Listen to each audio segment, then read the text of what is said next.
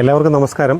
ഞാനിങ്ങനെ ഫേസ്ബുക്കിലൂടെ ചോദിക്കുന്ന സംശയങ്ങൾക്കൊക്കെ നമ്മുടെ സുഹൃത്തുക്കൾ വളരെ നല്ല മറുപടികൾ തരുന്നുണ്ട്.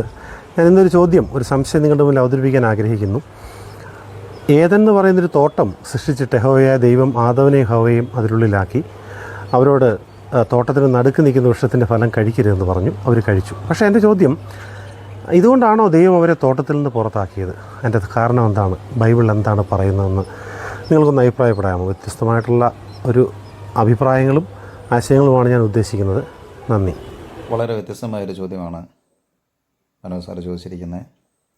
ഏദൻ തോട്ടത്തിൽ നിന്ന് ആദത്തിനെ ഹവ്വയെയും ദൈവം പുറത്താക്കിയത് തോട്ടത്തിന് നടുക്ക് നിന്ന് വൃക്ഷത്തിൻ്റെ ഫലം കഴിച്ചതുകൊണ്ടാണോ, അനുസരണക്കേടായതുകൊണ്ടാണോ എന്നാണ് സാറ് ചോദിച്ചിരിക്കുന്നത്. വിശുദ്ധ വേദപുസ്തകം നമ്മൾ പഠിച്ചു വരുമ്പോൾ നമുക്ക് മനസ്സിലാക്കുന്നൊരു കാര്യമുണ്ട്.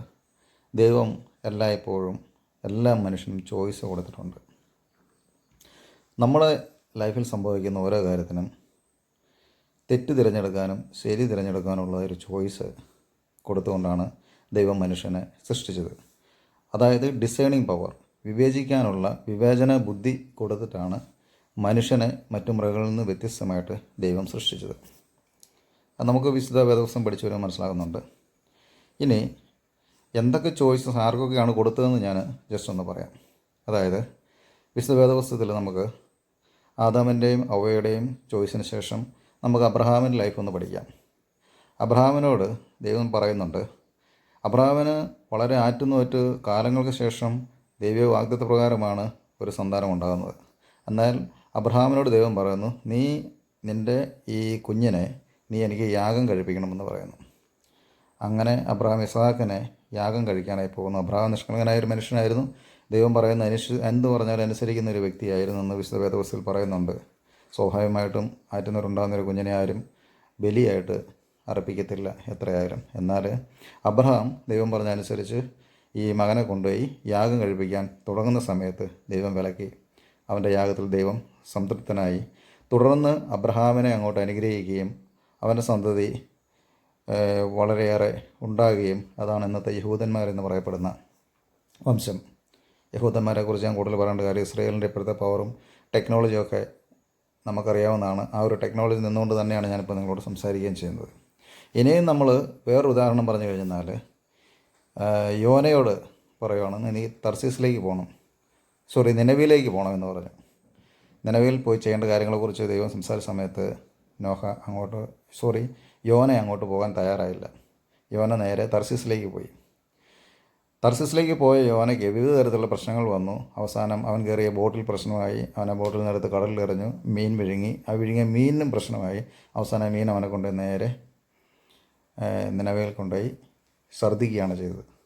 എന്ന് പറഞ്ഞാൽ അവൻ അനുസരിക്കാതെ നടന്നതിൻ്റെ ഫലമായിട്ട് അവൻ കുറേ കർഷകരോട് പോയി. എന്നാൽ ദൈവം പറഞ്ഞ സ്ഥലത്തേക്ക് അവൻ പോയി. അതാണ് രണ്ടാമത്തെ പോയിൻ്റ് ഞാൻ പറഞ്ഞത്. ഇനിയും നമ്മൾ നോക്കിയാൽ നോഹയോട് ദൈവം പറയുന്നുണ്ട്, നോഹേ, വലിയൊരു വെള്ളപ്പൊക്കം വരുന്നുണ്ട്, അതുകൊണ്ട് നീ വലിയൊരു കപ്പലുണ്ടാക്കി നീയും നിൻ്റെ കുടുംബവും അതിൽ കയറണം. അതോടൊപ്പം തന്നെ ഭൂമിയിലുള്ള എല്ലാ മൃഗങ്ങളും അതിൻ്റെ ഇണയും ഒരുമിച്ച് നീ അവരെ കപ്പലിൽ കയറ്റണമെന്ന് പറഞ്ഞു. അത് നോഹ അനുസരിച്ചു. വലിയ പേടകം ഉണ്ടാക്കി നോഹ അതനുസരിച്ചു. അതുകൊണ്ട് നോഹയും കുടുംബവും രക്ഷപ്പെട്ടു. ആ കൂടെ ഉണ്ടായിരുന്ന മറ്റ് മൃഗങ്ങളൊക്കെയും ഭൂമിയിൽ. അതൊരു കഥയായിട്ട്, അതൊരു വിശുദ്ധ വേദപുസ്തകത്തിൽ രേഖപ്പെടുത്തിയ കാര്യമാണ്. അവിടെ അനുസരിച്ചു. അവിടെ നോഹയ്ക്ക് വേണമെങ്കിൽ അനുസരിക്കാമായിരുന്നു, വേണമെങ്കിൽ ഇരിക്കാമായിരുന്നു. ഇതാണ് ചോയ്സ് എന്ന് ഞാൻ പറഞ്ഞത്. ഇനിയും നമ്മൾ നോക്കിയാൽ മോശയെ തിരഞ്ഞെടുക്കുന്നുണ്ട്. മോശയോട് പല കൽപ്പനകൾ സംസാരിക്കുക, പർവ്വതത്തിൽ പോകാൻ പറയുന്നുണ്ട്. മോശ പർവ്വതത്തിൽ ചെല്ലുന്നു, ദൈവമായി സംസാരിക്കുന്നു, ഇസ്രായേലിന് വേണ്ട കൽപ്പനകൾ എഴുതുന്നു. അതേ കൽപ്പനകൾ മോശ ഇസ്രായേലിന് കൊടുക്കുകയൊക്കെ ചെയ്യുന്നുണ്ട്. അപ്പം ഇവിടെയൊക്കെ ഓരോ ചോയ്സ് ഉണ്ട്. വേണമെങ്കിൽ തിരഞ്ഞെടുക്കാം, ദൈവവിളി വരുമ്പോൾ വേണമെങ്കിൽ തിരഞ്ഞെടുക്കാം, വേണ്ടെങ്കിൽ പുറകോട്ട് പോകാം എന്നുള്ളൊരു ചോയ്സ് ഉണ്ട്.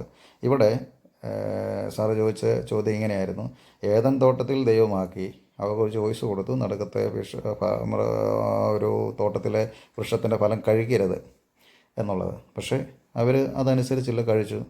തൽഫലമായിട്ടാണ് അവർ ഏദൻ തോട്ടത്തിൽ നിന്ന് പുറത്തേക്ക് പോകേണ്ടതായിട്ട് വന്നത്. അപ്പം എൻ്റെ ആൻസർ ഇതാണ്. ദൈവം പറഞ്ഞു, അതനുസരിച്ചില്ല. ബൈബിളിൽ തന്നെ പറയുന്നുണ്ട്, obedience is the beginning of the wisdom എന്നാണ് പറയുന്നത്. അപ്പം അനുസരിക്കുന്നെങ്കിൽ മാത്രമേ നമുക്ക് ബുദ്ധി ഉണ്ടാകുന്നുള്ളൂ എന്നും പറയുന്നുണ്ട്. അപ്പം ഈ ഒരു ചോദ്യത്തിനുള്ള എൻ്റെ മറുപടി, ടൈപ്പ് ചെയ്യാൻ തീരെയില്ലാത്തതുകൊണ്ട് വീഡിയോ ആയിട്ട് റിപ്ലൈ ചെയ്യുന്നത്. ഇതൊരു നല്ല ചോദ്യമായിരുന്നു. അപ്പോൾ വീണ്ടും കാണാം അടുത്ത വീഡിയോയും. അതുവരേക്കും ബൈ ബൈ.